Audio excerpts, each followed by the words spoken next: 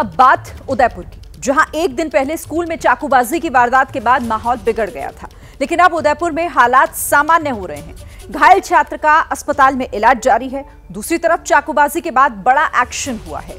चाकू मारने वाले आरोपी के घर को बुलडोजर से जमींदोज कर दिया गया।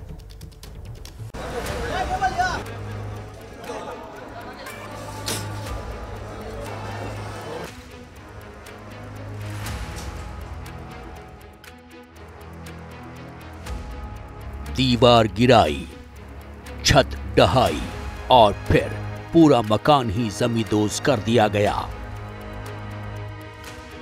नुकीले डैनों से सीमेंट की दीवारों को ढहाते बुलडोजर एक्शन की ये तस्वीरें उदयपुर की हैं।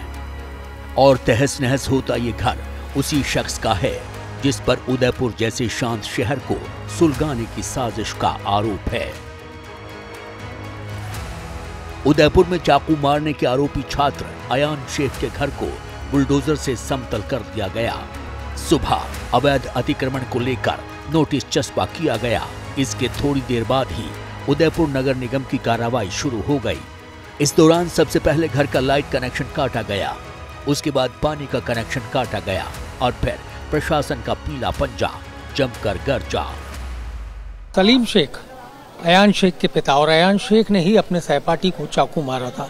देवराज की स्थिति गंभीर बनी हुई है, लेकिन इस बीच नगर निगम ने अपनी कार्रवाई शुरू कर दी है। सलीम शेख का ये दीवान शाह अली कॉलोनी का मकान, और इस वक्त हम देख सकते हैं नगर निगम के दस्ते और नगर निगम के कर्मचारी घर का सामान सुरक्षित निकालने के लिए लगे हुए हैं। ट्रैक्टर के जरिए सामान निकाला जा रहा है। इसके पहले घर की बिजली को काटा गया ताकि किसी अप्रिय वारदात से बचा जा सके। इसके बाद यहाँ पर बुलडोजर चलाया जाएगा। नगर निगम और वन विभाग ने नोटिस जारी किया था सलीम शेख के नाम पर कि ये जो जमीन है ये वन विभाग की है और इस पर उन्होंने अपना मकान अवैध रूप से बना रखा है।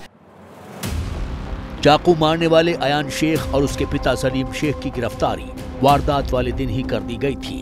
बताया जा रहा है कि इस घर में आरोपी का परिवार किराए पर रह रहा था। निगम ने पहले घर में रखे सारे सामान को पिकअप में भरकर शिफ्ट करवाया। इसके बाद करीब आधे घंटे की बुलडोजर कार्रवाई करते हुए मकान को मलबे के ढेर में तब्दील कर दिया गया। इस दौरान 6 थानों की पुलिस मौके पर मौजूद रही।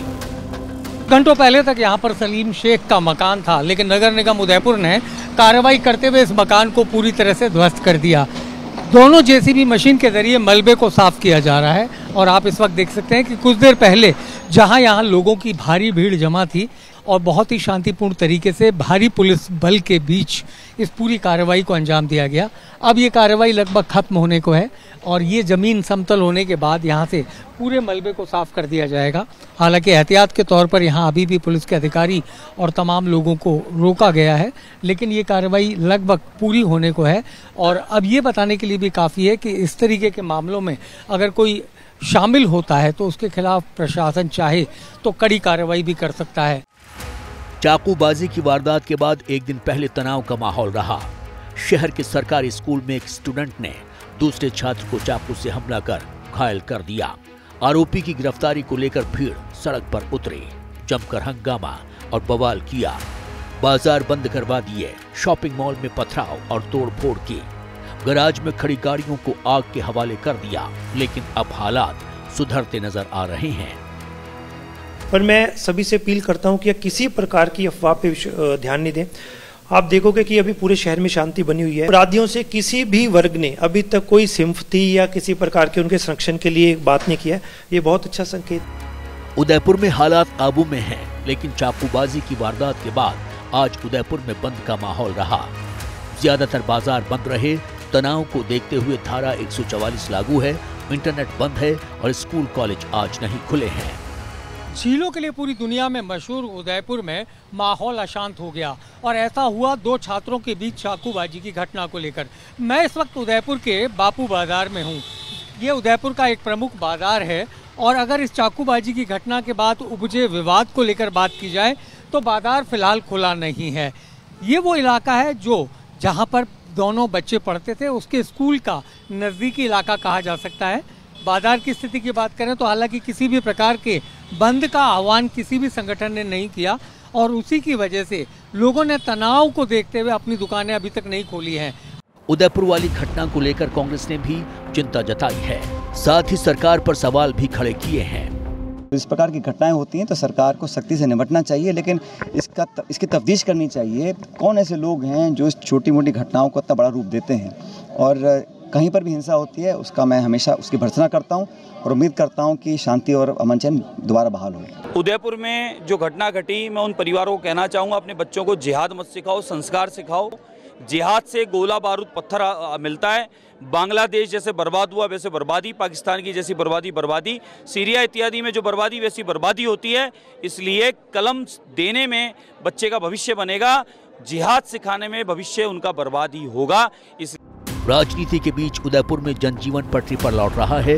एहतियातन सुरक्षा बढ़ाई गई है। अफवाह फैलाने वालों पर भी कड़ी नजर रखी जा रही है। तो दूसरी ओर वारदात में घायल छात्र का अस्पताल में इलाज जारी है। जैसे ही घड़ी का काटा दोपहर 2:30 पे आए, बबीता जी का दिल सास बहू साजिश के लिए मचल जाए। और ये है इनकी बहू, पूरे दिन ऑफिस की टेंशन हो जाए गॉन जब ये करें अपना फेवरेट शो फ्री टाइम पे ऑन। इनकी तरह आप भी देखिए अपना फेवरेट शो अपने टाइम पर और डाउनलोड कीजिए एबीपी लाइव ऐप अपने स्मार्ट टीवी पर।